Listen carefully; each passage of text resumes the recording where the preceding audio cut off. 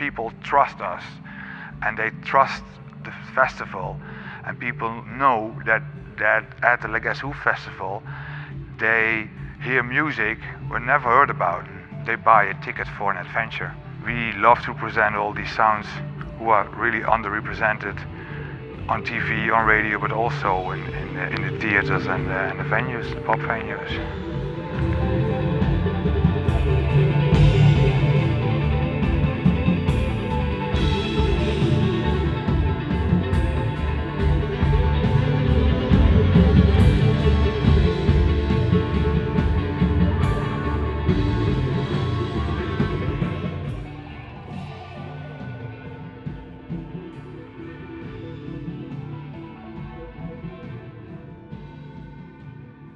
Who is a headliner, and everyone has its personal headliners, and I think that's what music should be as well, that you just choose your own headliner. So I don't think it's like our task to say like who the headliner is and just follow that thing, but just showcase interesting music which is around, because there's like, we always say like there's 7 billion people on this planet, but we only are listening to 1,000 bands, so like there is so much more out there which I think is worthwhile to showcase at the festival as well.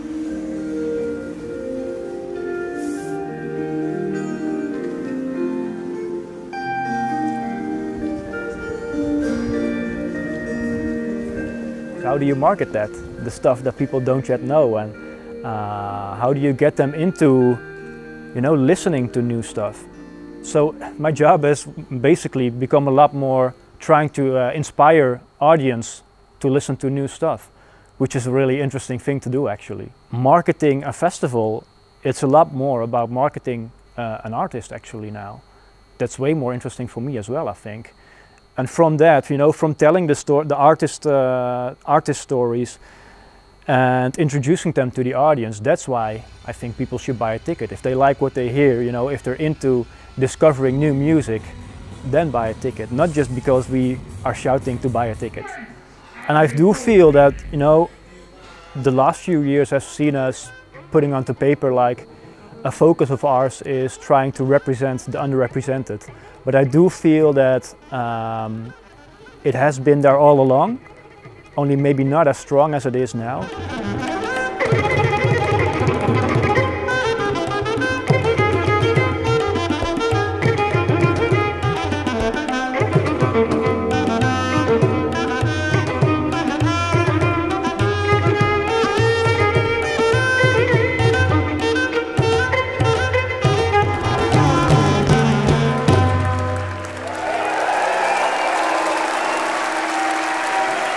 Did you know that in Zambia they call music outside of Zambia world music?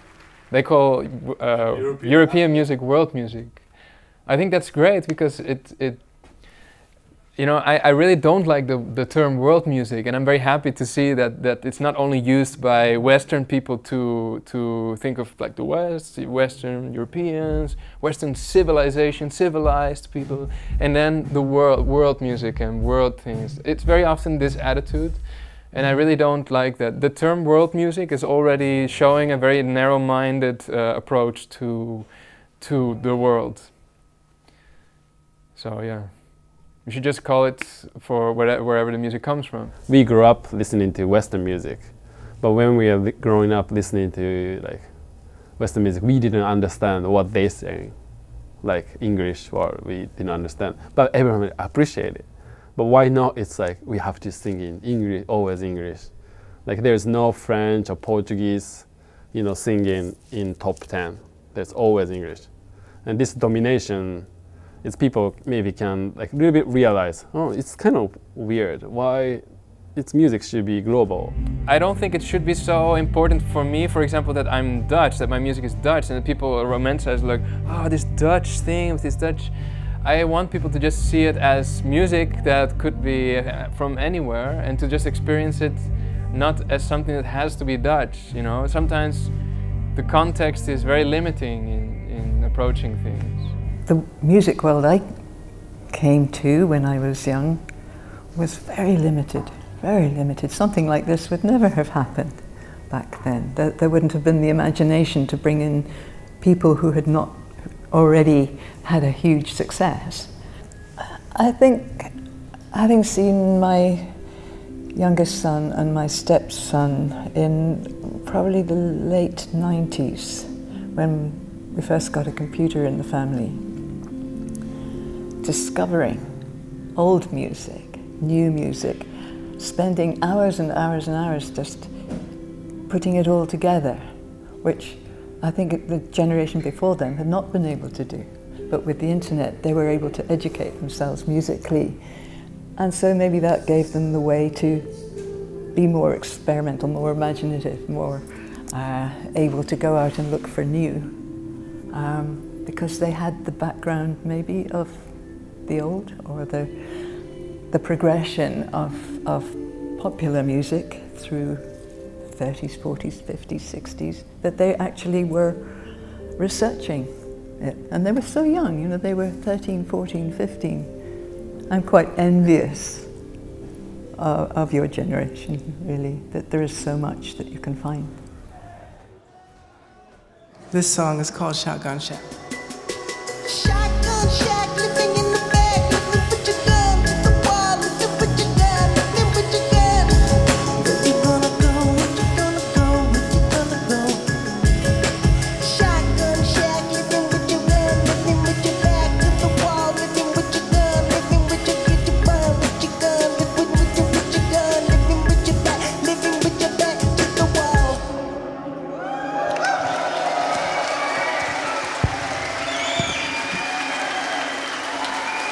I think that a festival should have a form of educating the audience.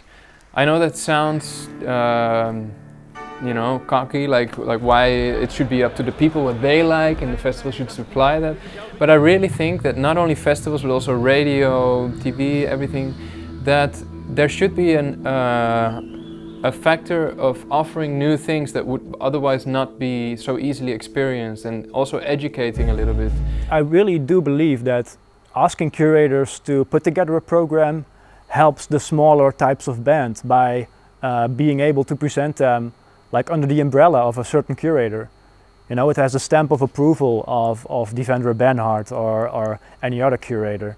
A festival like this, what we're trying to do is to say, or what I'm trying to do with my curation, is to say these are all the musics that are informed by my knowledge of jazz. And it might be that there's intensity that links it to what I do, or there might be like this melodic information or something to do with the aesthetics of each music that has been programmed that links to what I know as someone coming out of a jazz tradition or tradition of listening and learning about jazz music.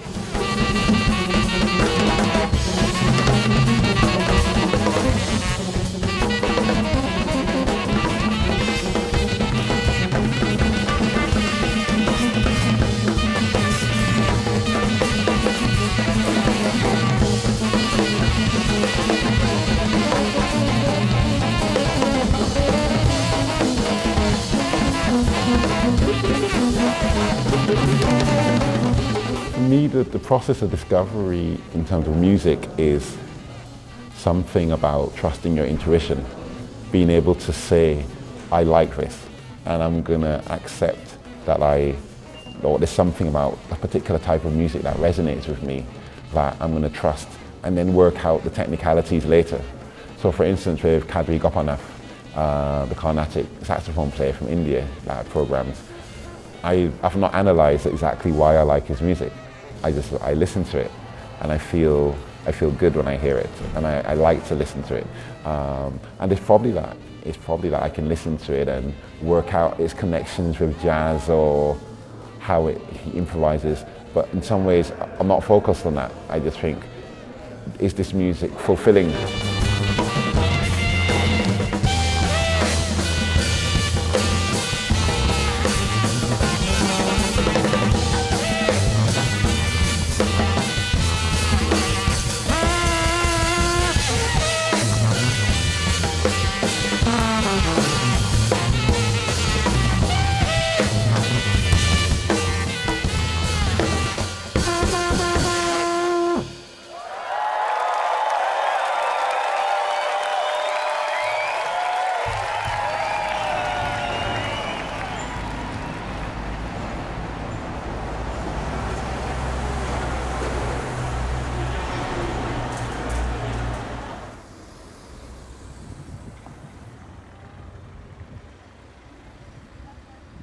this neighborhood is changing, and when you talk about representing the underrepresented, I think what we try to do with Lombok Festival is to show people what makes this neighborhood so interesting. And if you ask us at La Guess Who, then we would say it's the Arabic culture, the culture of Moroccan and Turkish people that make this neighborhood as it is now. And it's still very visible in the street. You see all these grocery stores and small bakeries, and still has this multicultural vibe. But yeah, it's also for us kind of a way maybe to show that this neighborhood is changing, and that we would like, as La Guess Who, to preserve the culture that makes this neighborhood special.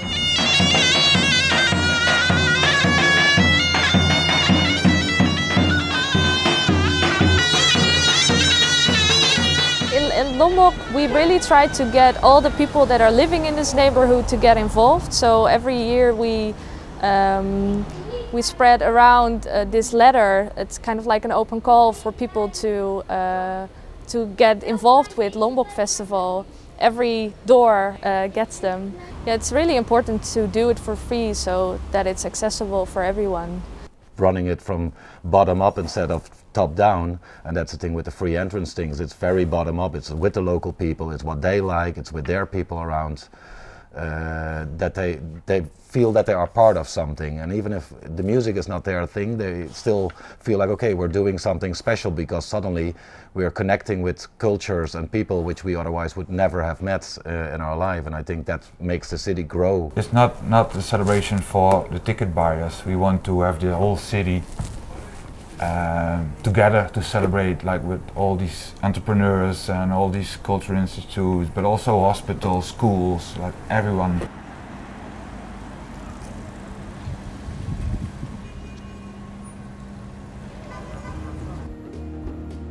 Okay, this is the last time. Here we go.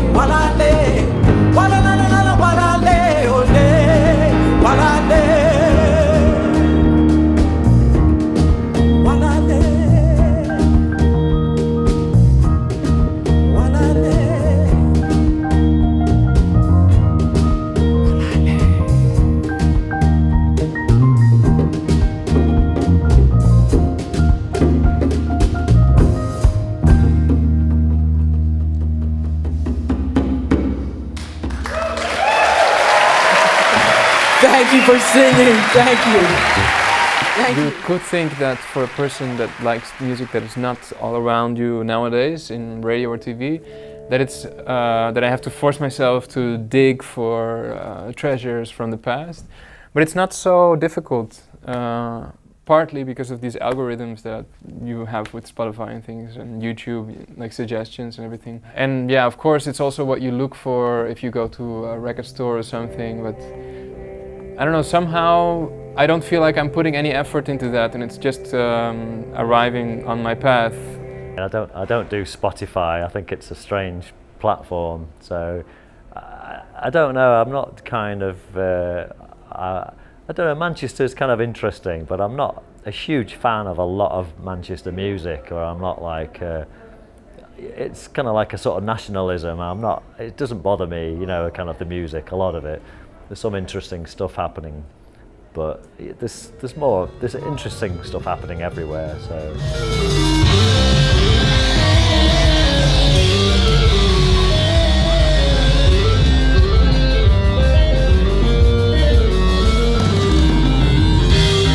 Well, I first heard Bob Dylan's songs when I was at art school, and I had a friend who played guitar, and he liked to play Blowing in the Wind. But he wouldn't teach it to me because I was a girl. So that didn't go down well. I went to New York that summer because my sister lives there. And I found the freewheeling Bob Dylan in a shop down in the village. I bought it and listened to nothing else for such a long time, and it really educated me. I felt as if I had nothing in my head until I'd heard his songs, and I understood what he was saying and understood that music could be about changing things and moving things and commenting on the terrible things that were happening at that time.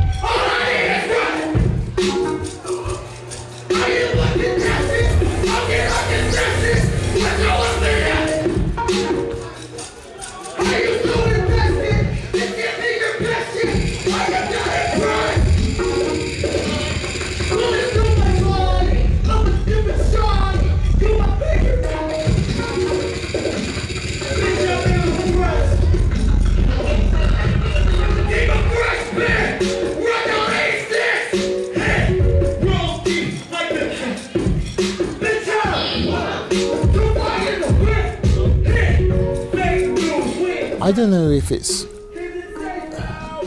associated to a territory. I mean, I grew up in Africa, and my father was there till I was 21, and you know, it was my teenage years were spent going on holiday in Africa, and also I went to school there when I was younger and was born there, and we travelled all around, and you know, it was definitely, I wouldn't say a big influence, but it was I can remember from very early on being very stirred with the emotion of like going to mass with my dad and listening to like the singing. I think more the geography of where you live influences you, or where you work from, personally me, or where you're traveling from. I wouldn't say that, you know, because you're in Africa you're making a certain type of music, but I think it's more like, you know, when you're working in a sense of space, and that you have space, you work differently.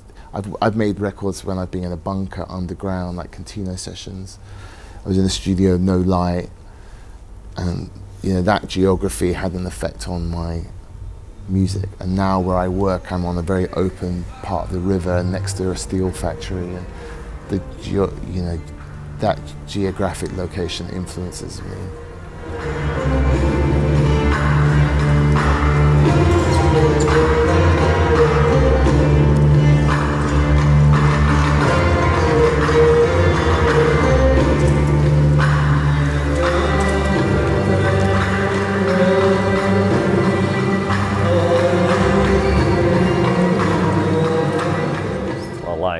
To explore things by road, you know, like I've been to Lithuania this year as well. I've done Switzerland and France. It's easy being one person in the van because you can pull up and sleep, and then when you get to the venue you can meet people. It's solitary to a point, but when you're with people it changes, you know. But it's quite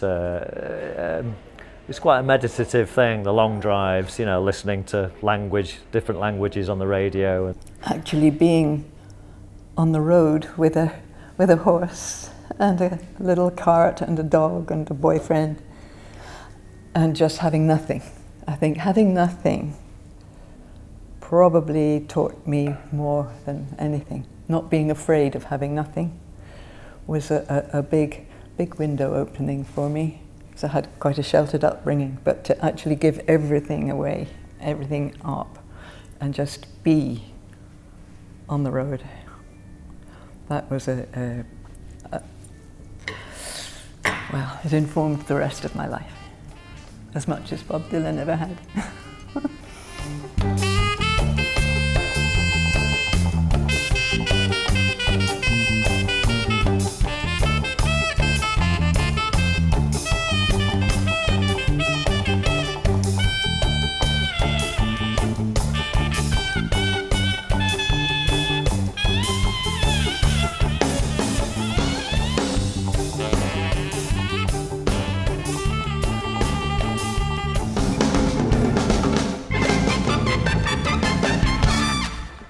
I don't think we necessarily want to create a counterculture. I think we just want to be an addition to what's out there and highlight that. I think as a counterculture, it kind of feels that you're reacting against something, and I don't think that's our intention. When we've been talking about representing the underrepresented, there's of course a strong focus on why is that needed right now?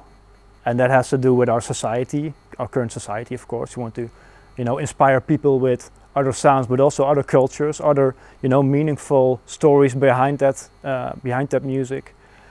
And for me, as a marketeer, what I also find really interesting is like, we live in a time where there's so much music available to us at all time, everywhere. You can't even escape it anymore.